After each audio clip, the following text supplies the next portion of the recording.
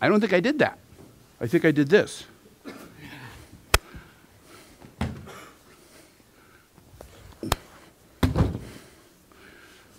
So, boom. He wants that line. He wants to be able to throw the kick or push this down and headbutt me. You know, all those bad things that people do. And I want to go, now it's going over there. Whatever he's doing is going past me now. Okay? Then I look at that and I go, well, I can enter in here, throw across him, or I can tenkan, throw out. At that point, I can open up and do all this stuff. But my arms aren't making that happen.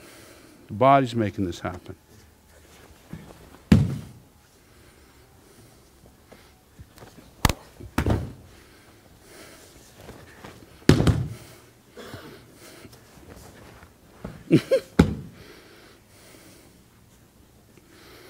He's going there.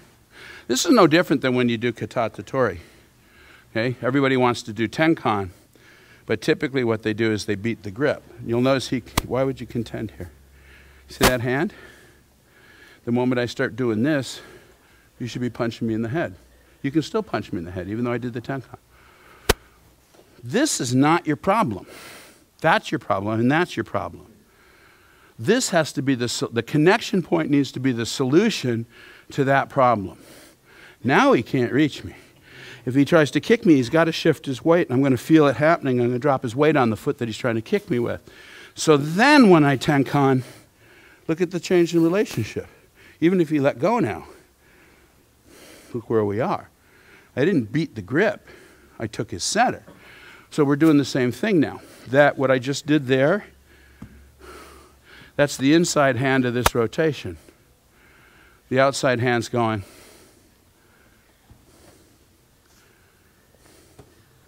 Both together, he's there. What happens if I drop on that? He's going to fall. You can't hold my body weight up in that position.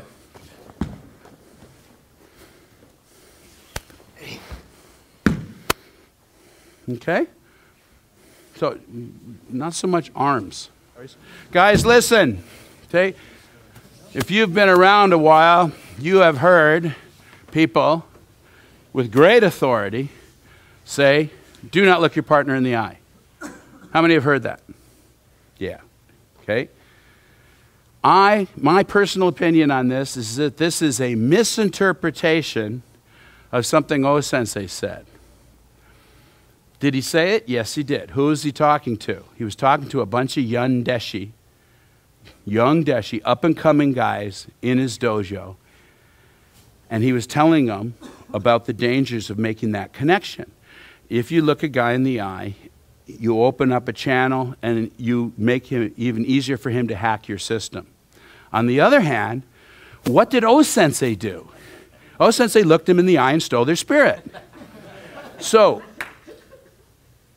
what happens is everybody starts saying, oh, don't do this.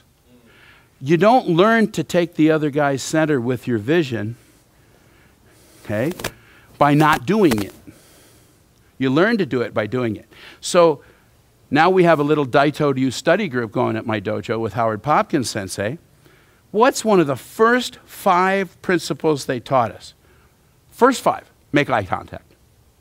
One of the first 5. That's how a sensei learned to do it. You can always choose not to, okay? So if you're out on the street and some guy with tattoos, you know, jail tattoos and multiple pierced body parts who's twice your size is coming up to you, I would recommend not looking that guy in the eye.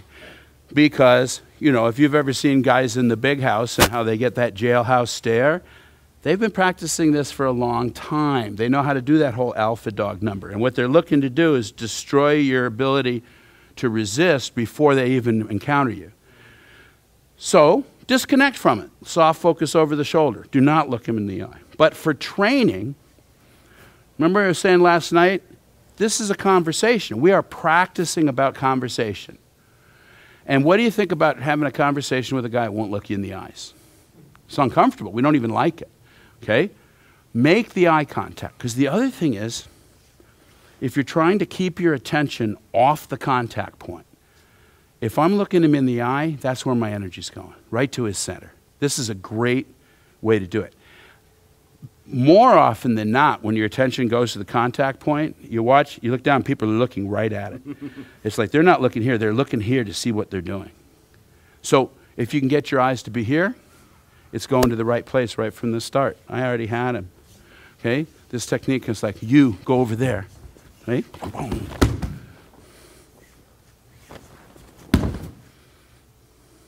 I never look at the contact point. Always flowing to his center. So I would recommend training by making that contact right out. I had a kendo teacher who was very high ranked. One of my friends trained with him. Said what they do is they look at his left eye. And they look right into that left eye. Because the left eye connects up to the right hemisphere of the brain. And so the idea is that they get in there and they start messing with him. And I played with that, and that's a very interesting thing to do. Okay, so you can try that. But I would say definitely make eye contact for a variety of reasons. Learn to hack their system and learn to keep your attention off whatever he's grabbing. I don't want to be doing this. I want to be doing this. See him move? Did you see him move when I did the change? Here? Now watch when I change. It's like the moment I did that, he moved back. I didn't change anything else but where my attention was going. That's where you need it. And then for this technique that we're doing, okay, people are still trying to figure out how to move this. But see, once I connect, it's not about moving that. Okay, if I can touch here, his Ikkyo curve goes through these points behind his head, but it's a curve. It goes out and just, so if I can take this, instead of putting my concentration on this, just touch it, and then take this extension out to some point on the curve.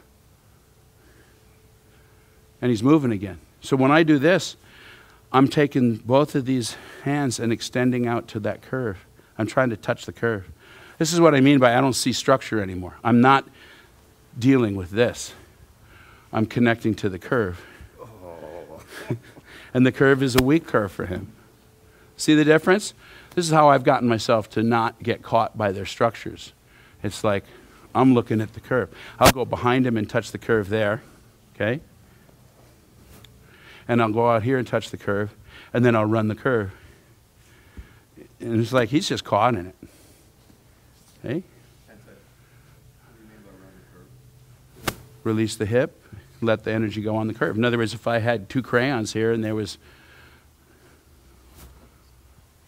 I'd be making, it would actually in this dimension look like a line. And then if I introduce the vertical, you'd start to see waves in it. Okay? So if I came in here and I entered in underneath them, that part of the curve would be rising. Then when I released the hip, it would start going out there, and then when the knees would bend, it would be falling. So if I had crayons in my hands, you'd see this. There's the wave. Everything's a wave. You see it?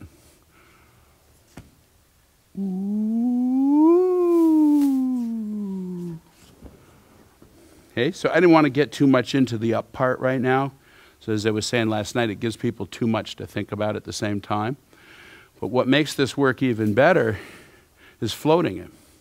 Keita Sensei says pick them. You've probably heard him say pick them. I don't like that term. It's short for pick them up, in case you didn't know. You know, if somebody told you to pick me up, what would your association be with that? That it would be really difficult, because I'm big. So I like to use the term float, because it has much more of the effortless feel.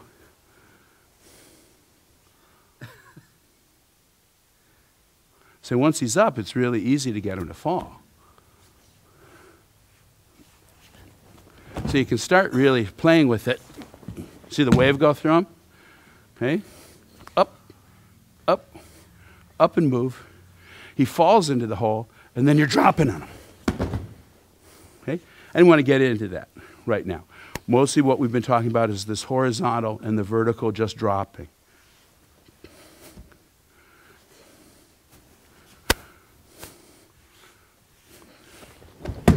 If I drop on top of that when you screw it up, I have it. Okay? Where's power come from? Just dropping faster. No more effort. just dropping faster.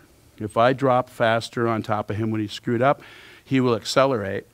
And then when he hits the floor, the Pauli exclusion principle of physics says that no two objects can be in the same place at the same time. Everybody know that? This is a great one. Pauli exclusion principle explains why when you hit the mat going really fast, it hurts more than when you hit the mat going really slow. Okay? So what looks like power is not more effort. I'm just speeding it up.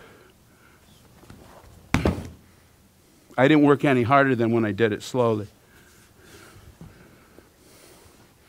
I just did it faster. Okay? In Dojo, they actually have exercises to practice how to drop, and we may talk about that. I'm here for a split second. I stop holding myself up. It's not pushing down. Once I screw them up, when I step into that space, I'm just dropping. If my entire body weight drops him in it, got lots of power. No more effort. Everything you needed to throw somebody, you stored up that energy when you got out of bed this morning. Okay? When you stood up, all that energy was in storage, just like a water tower or anything else. Gravity's trying to, you're expending, you're burning calories staying up. It's acting on all of us. So if you stop interfering with it, all that energy releases. I'll catch him here. Okay? Just like a, what if I go up just a little when I touch him? Then I drop. That's what I meant by an alive connection when you're grabbing people. It's not about you not being movable. That's ridiculous. It's like, you can't move me. Okay. He's going to kick me. Why would he care whether he can move me? A real attack is an alive connection that compromises his structure. And then if I drop on top of that, that's a real attack. And it's instant. I mean, I can have that guy going to the floor faster than he can figure out what I did. If I'm light touch, I can do it that fast. Heavy touch, his brain's going to process almost instantly. If I come and glom the guy, try and do that, you notice, but if I just touch, you see, this is what happens. I'll show you the essence of this, and then, is it lunchtime? Yeah. The essence of this is this. Okay, we're doing this, the hand slap. Okay, but this time don't slap yourself. Okay, you hold.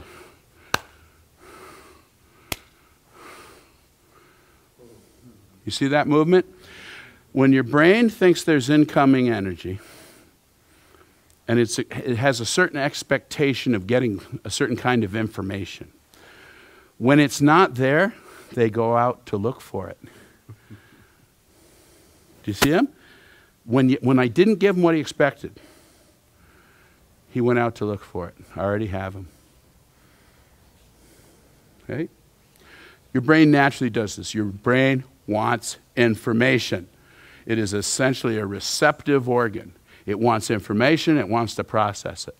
So this is why we're talking about the guy who's standing on one foot and leaning.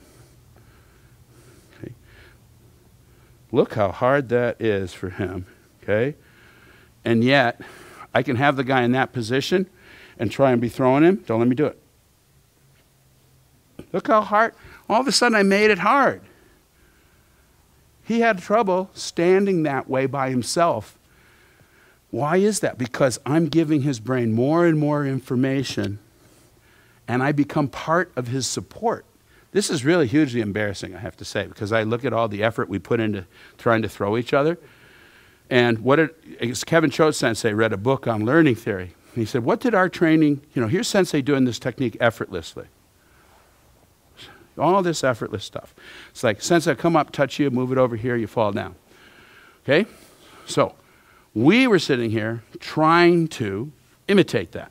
We want, ostensibly, if you'd asked any of us, we all wanted to be Satomi Sensei. And yet he said, what did our training convince us of? That throwing someone was hard.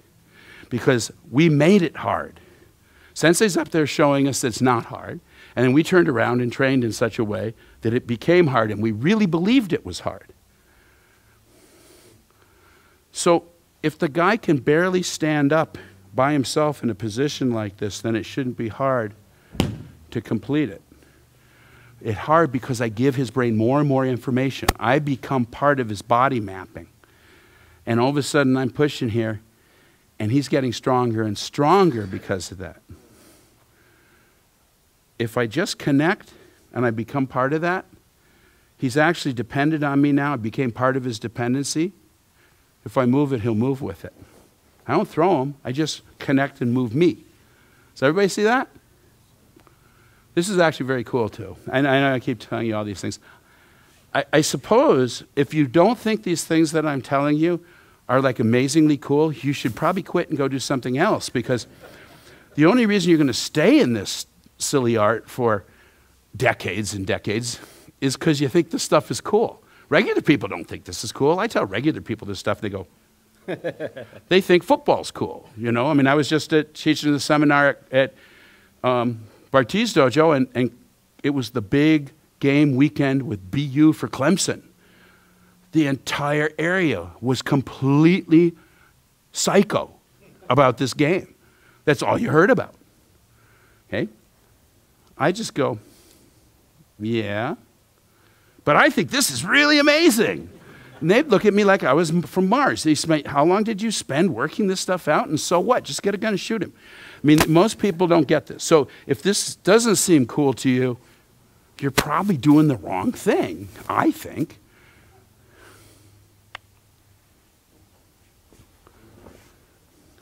I just think that's amazing.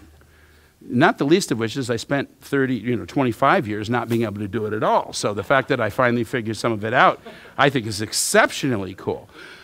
But it's also true you don't have to spend all that time. I mean, we spent a lot of time trying to figure this stuff out because we had Sensei in front of us, but he couldn't explain it. Not worth a darn.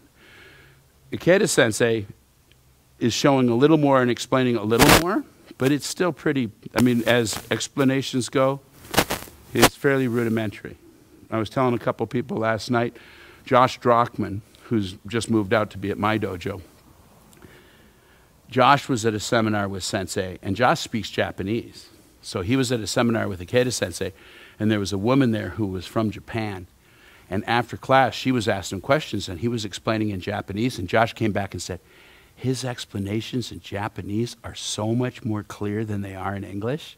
Some of this is just plain a language barrier. We think of him as fairly fluent because you can converse with him, and you know, you don't have any problem having conversations with Ikeda Sensei. But when it comes to the subtleties of explaining some of this stuff, okay, you're probably better off with someone whose English was a first language, because they just have that ability to verbally express what they're doing here. Okay? So anyway, it's lunchtime. We have to refuel so we can do more of this. What time is class in the afternoon? 2:30. Excellent.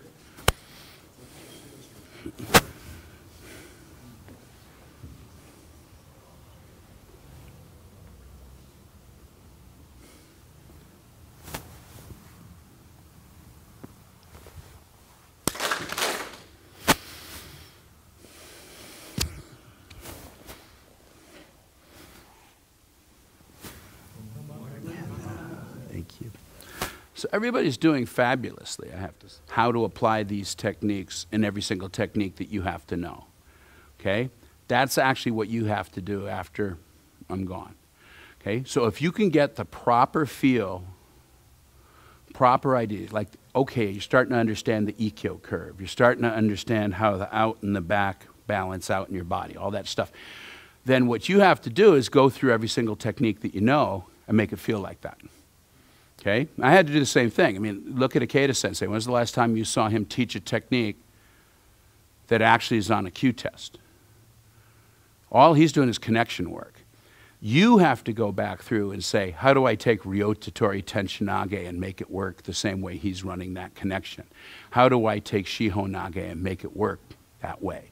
Okay? So, you know, we might be able to do a little of that this weekend. I have to kind of see what we're working towards. But definitely,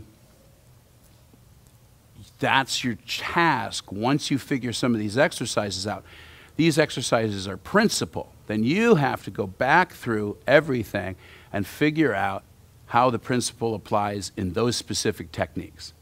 Okay? Because nobody's got the time or wants to make the effort to do that for you.